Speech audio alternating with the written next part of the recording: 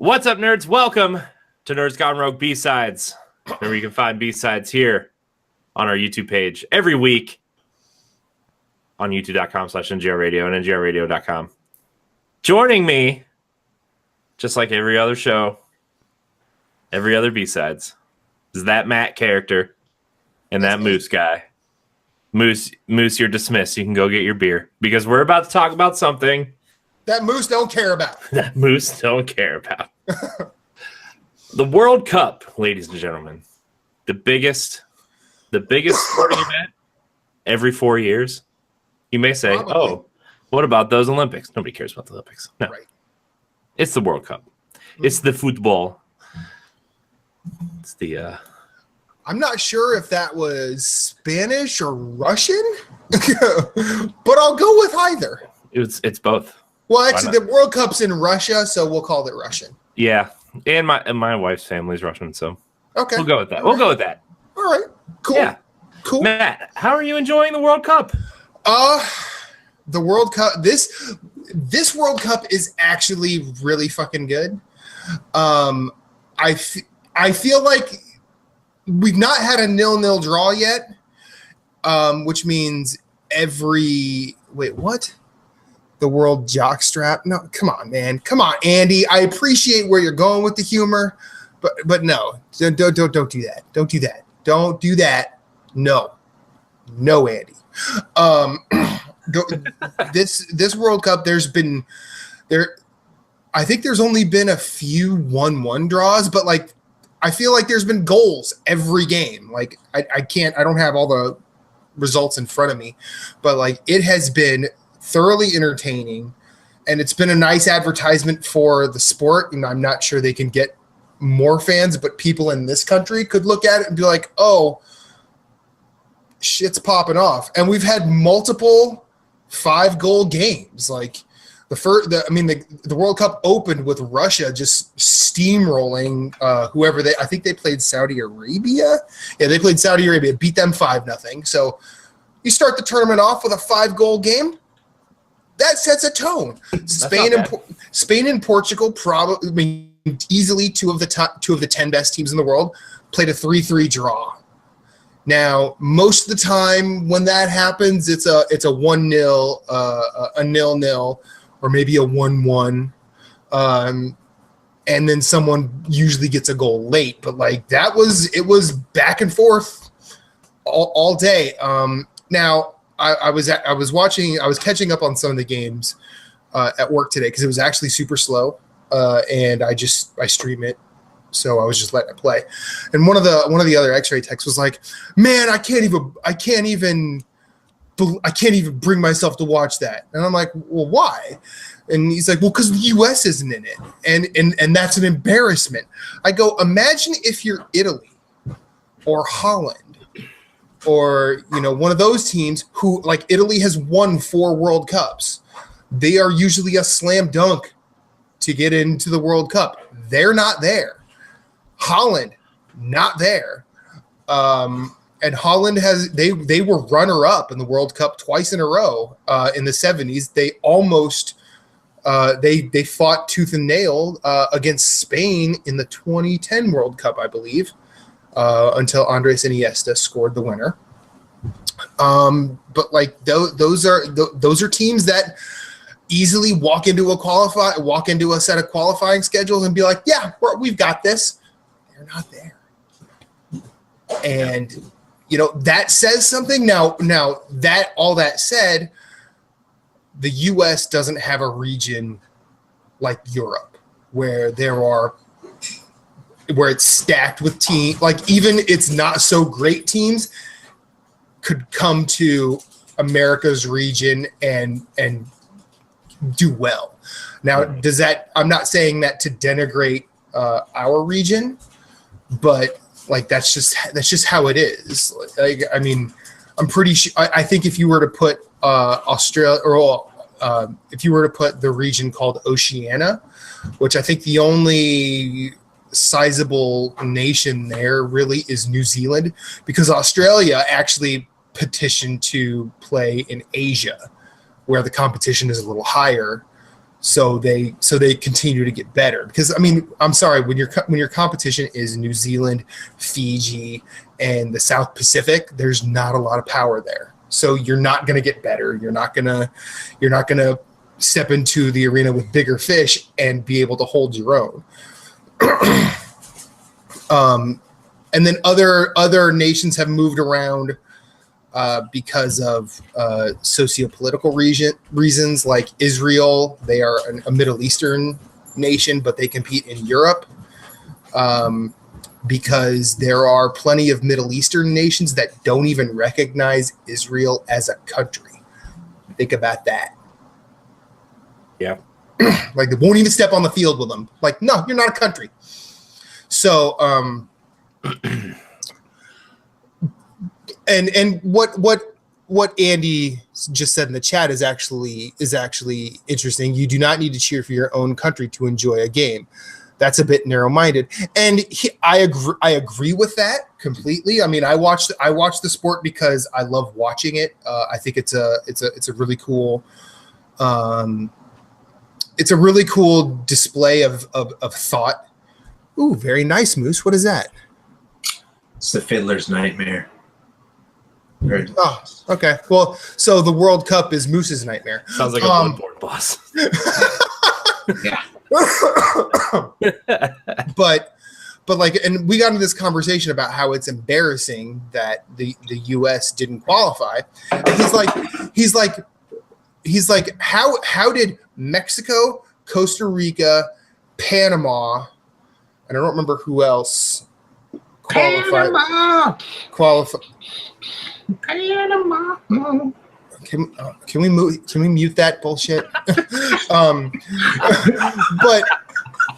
but like, you know, how do they qualify and we don't? I'm like, look, we had to play against them and they beat us. I want to say something too, is like, yeah, these countries, like, I mean, I know like maybe some of them soccer's not their main sport, but it's close to the top of their like main sports. Like, you know, you look at some of these teams, and especially like, you know, Central America, like it's baseball and soccer, right? Yeah. Like those are their sports, right? And so like every time someone's like, "Oh, the U.S. didn't make it," I'm like, it's because like historically Americans don't care about soccer, and they like the good Americans go elsewhere to play soccer. Yeah, you know, they don't stay here. I mean that doesn't, like, if you're going to play for your national team, you're going to play for the national team. But like, you know, they're going to go play in some club over in Europe or you know, a country like that. Or like that's the know, goal, so you can get better. Yeah. So like when people say they're surprised that the U.S. didn't make the World Cup, I'm like, I'm not. I was surprised that one year, the last time they made the World Cup.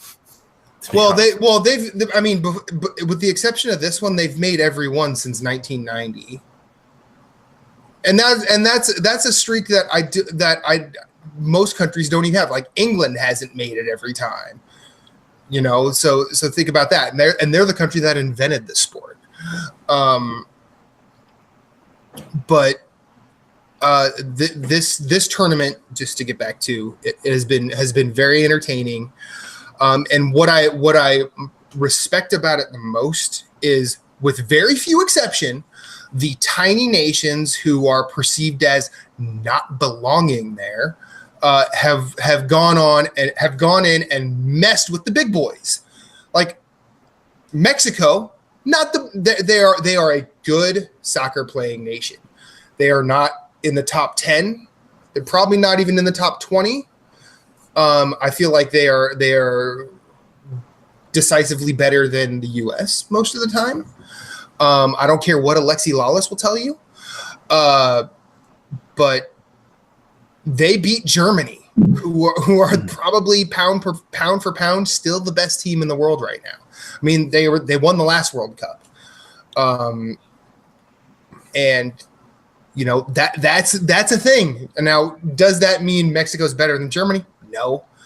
I will say this past weekend, England beat Panama 6-1. Now, who does that result hurt the most? it doesn't hurt Panama the most because Panama rightfully qualified. They did what they had to do to be able to play on that stage, and good on them for it. They've not been great at this tournament, but that's just because it's their first World Cup. Your first time there, you can't expect to be fantastic. But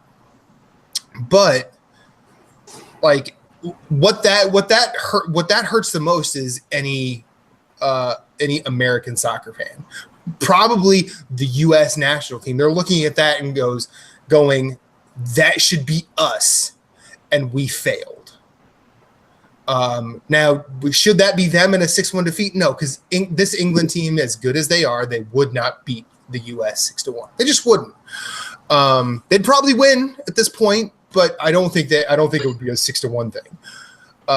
Also, any English fan that is on Twitter right now going, "We're going to win the World Cup." No, you're not. You beat Panama. Panama. Thank you, Moose. I'll take that. Panama. Now, conversely, in another group, you had Belgium beat the pants off Tunisia 5-2. Why is that? It's a different result because it's a different score, number one. But Tunisia is a very good African nation. And they may not make every World Cup, but they make it quite a bit. They do well in their region, and they are not pushovers by any stretch. I think that says that this Belgian nation can probably do some damage this time out. And I just want to say, watching that game with Belgium in their yellow jerseys looked like something out of the goddamn 70s, and it was beautiful. Because Axel Witsel has a good afro, and so does Marwan Fellaini. More afros, please. I'll take that. But yeah, this World Cup's been really cool. They today marked the first two groups actually finishing out the group stage. I believe Spain and Portugal are through. They got through in Group B.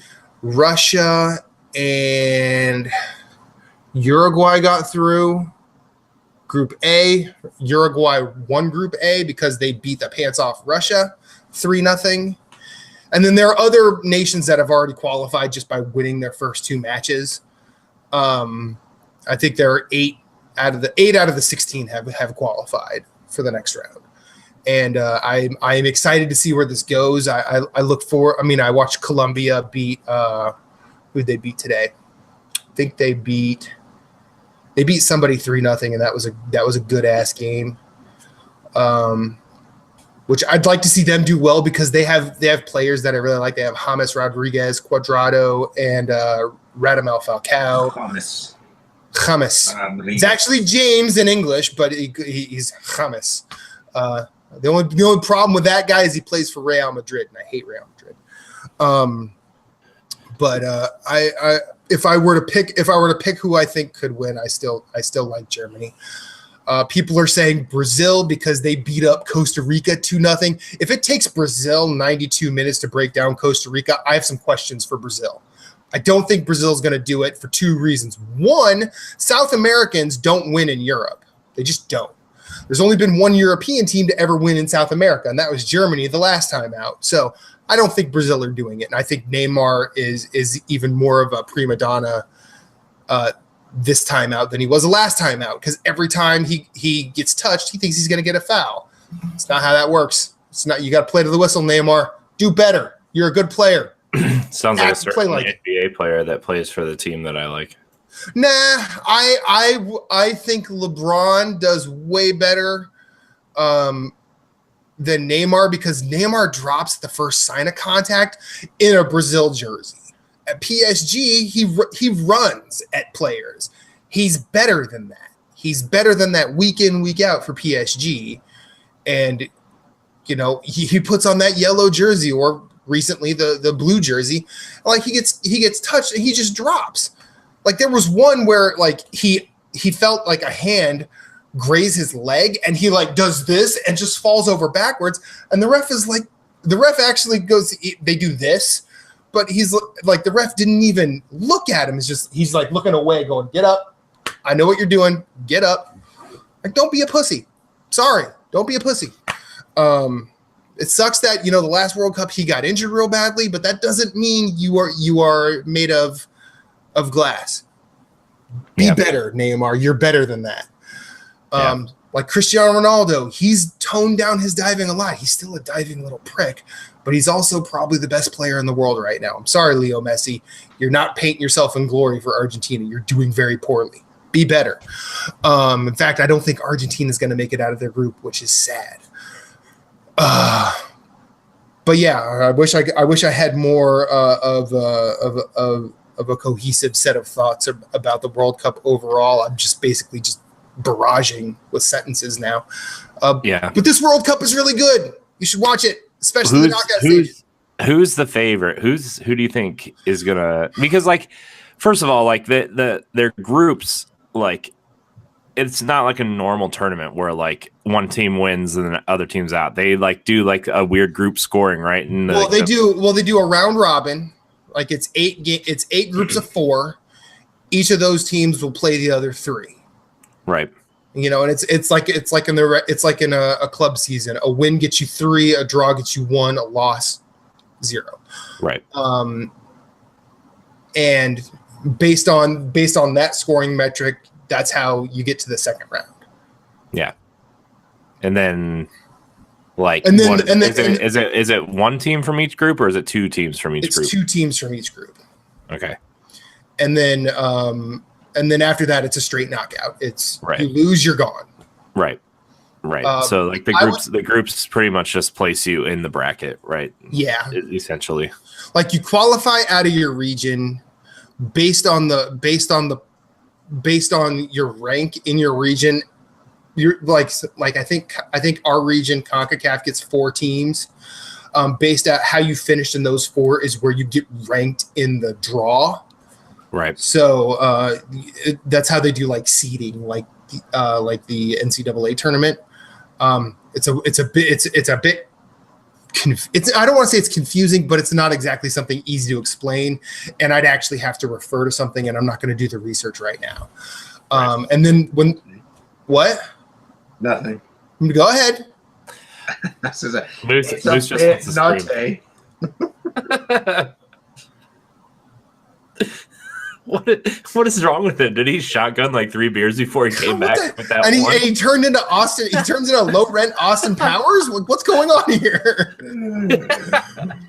But and then that's how the groups look like they do. Where with you don't always get just a bunch of European nations playing each other. You'll get multiple regions against each other, and I like that format.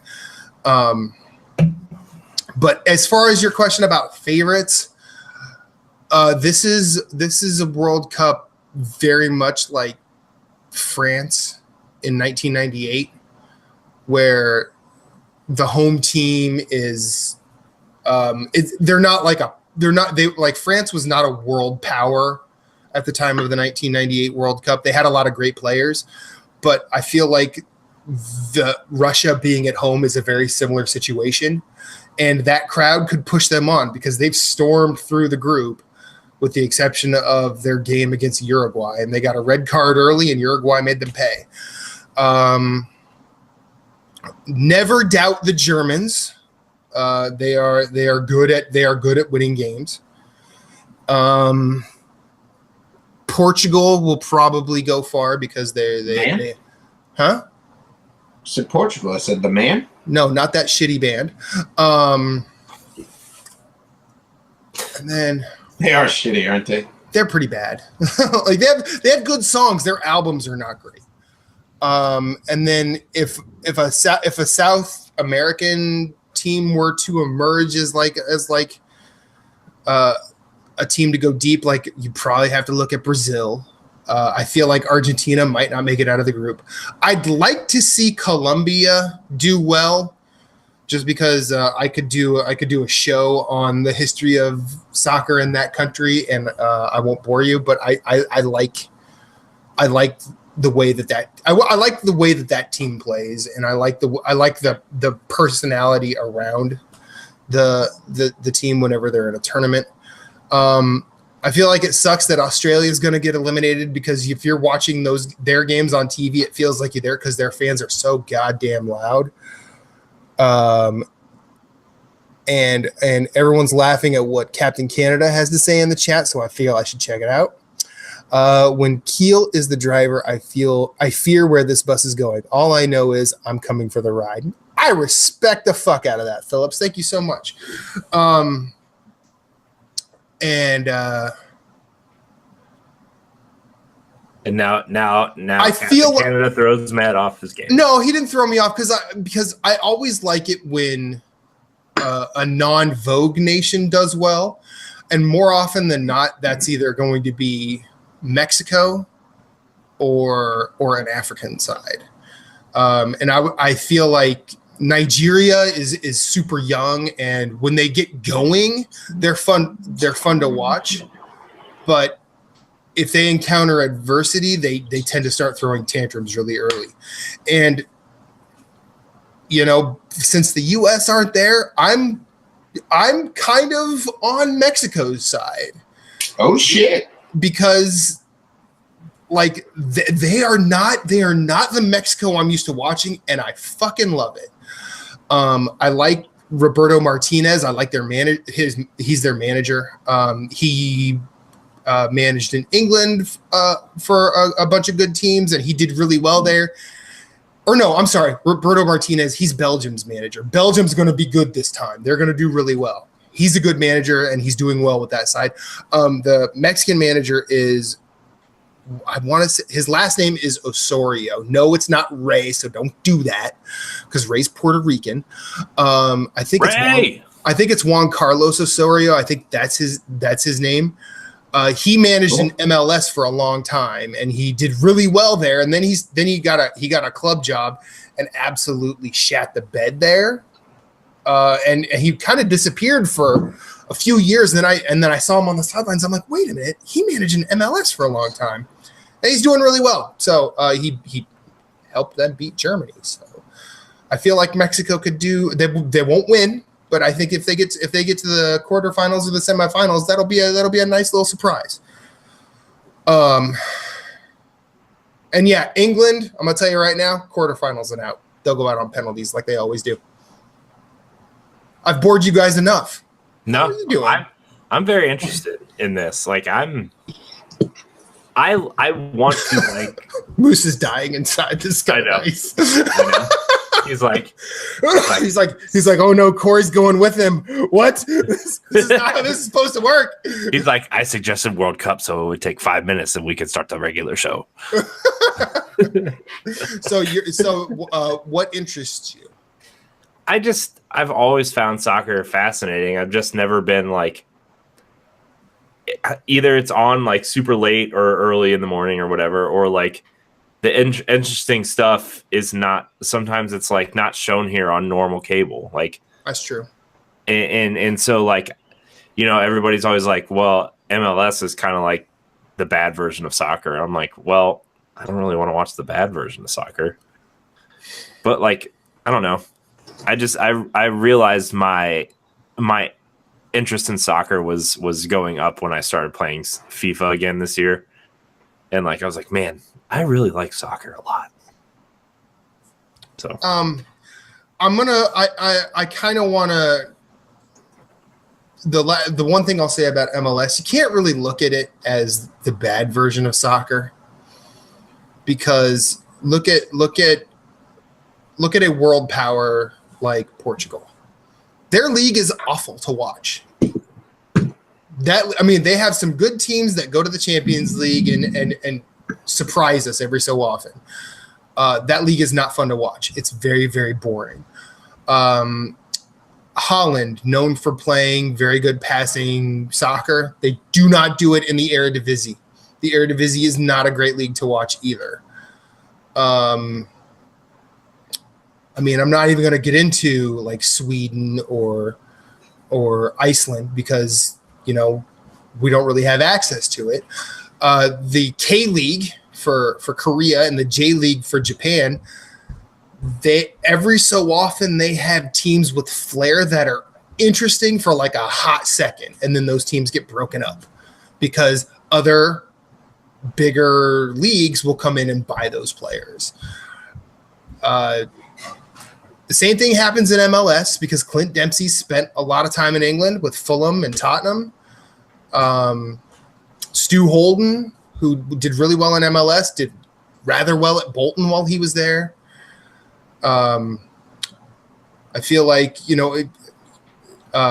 Jay Demerit did absolutely nothing in MLS, walked on at Watford, and became kind of a legend there. Helped them get promoted to the Premier League. So, that there are good stories in every league, but just because watching the MLS is not like watching England, I don't really think that's like watching the bad version of soccer, because any English Premier League fan, especially a Man United fan, because fuck them, they'll come out and say like, "Oh, well, I'm a Man United fan. Why the fuck am I going to watch MLS?" And I'll be like, "Yeah, but you're not going to watch your own lower leagues either, and you won't admit those are garbage because you can't. You don't watch them.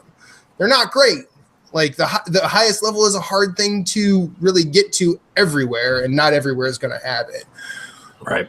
But the parity in MLS is interesting, and the quality is getting better. Unfortunately, the quality getting better isn't helping the U.S. national team like U.S. soccer wants it to. And that's because we don't play soccer like everywhere else does. We don't have promotion or relegation. We have a playoff system, which is not great. I'm not saying that, basketball or baseball having the playoff system is bad for those sports, but it's not the same thing. Like, they're not playing by the same rules. Right. Why though? Why is that though? Because we don't have promotion and relegation because owners don't want to lose money. Because in like, for instance, look at the NBA. You finish last in the NBA, you have the best chance of getting a number one pick. You finish last in the Premier League, you get relegated. You get punished for doing badly. Right. Whereas can't clubs be moved from like the Premier League? Like, mm-hmm. There's like what we would like the NBA has the D League, right? Right. But the worst team in the NBA is not going to the D League. Right, but I mean that's how it is in soccer, though, right? Where like the teams that do bad get demoted pretty much mm-hmm. to a different league, and then the teams that do good in that league get bumped up. Yep. Yeah. And the teams that get promoted get higher. They get higher tickets. They get more TV revenue. It helps that club. Now, right. Conversely, if you get relegated, it's not like you're thrown into the sewer without a net. Like, they get parachute payments over 3 seasons. So they're like, hey, here's what you got, for this. Maybe you can use it to come back up, but that doesn't always happen because humans managing money are not the best. But and I just think that if the U.S. played with the same rules as the rest of the world, it wouldn't be different overnight, but it would get different in a simpler way. And I see Phillips. I see Phillips here. He says Wayne Rooney's close to signing with DC United. Yeah, fuck Wayne Rooney, that potato-headed prick. Yeah, I said it, and I'll say it again. He's a potato-headed prick. I know my boy Zaire loves DC United. I hate Wayne Rooney. Can't you talk about something Moose is into? Lawn darts, bowling, catching catfish with your bare hands. You know what? I want to throw it out there. Doodling, I think it's called. This was Moose's topic. Yeah, Moose signed up for this. And he's muted, so we can't hear him. He muted himself. I'm not really paying attention to the insanity. Like, nobody had a B topic, so I was like, hey, why don't we allow Matt to talk about what he likes with his soccer? which, you know, it's World Cup time. So, hey, talk about World Cup time. Yeah, You but motherfuckers, I'll be talking about Death's Gambit and Chasm. Oh, I can't wait. When August rolls around. But I'll be right there with you. Y'all better prepare your fucking anuses. Settle down, Chris Har. I will be right there with you talking Chasm and Death's Game. In fact, we should both play a different one so we could talk about it intelligently. Sounds good. But Man. and Andy Kluel, he mentioned a couple times he's not into sports. That's fine. You don't have to be. And he says some sports fans destroyed any interest I had in any sports. That's fair too, because sports fans are pricks. And he says besides wrestling, but that's sports entertainment. You know, wrestling's all right. I'm not really into it. But you know, I can get down with some weird shit, and I respect wrestling for doing that. Corey, let's wrap this B-side up. All right, fine. Moose is getting bored. We need to talk about video games now. All right, thank you guys so much for watching Nerds Gone Rogue B-Sides. Remember, you can find this show on our YouTube page every Thursday at noon, right here on youtube.com/NGRradio and NGRradio.com. Thank you guys so much for watching. And until next week, we love you. B-side Nan out.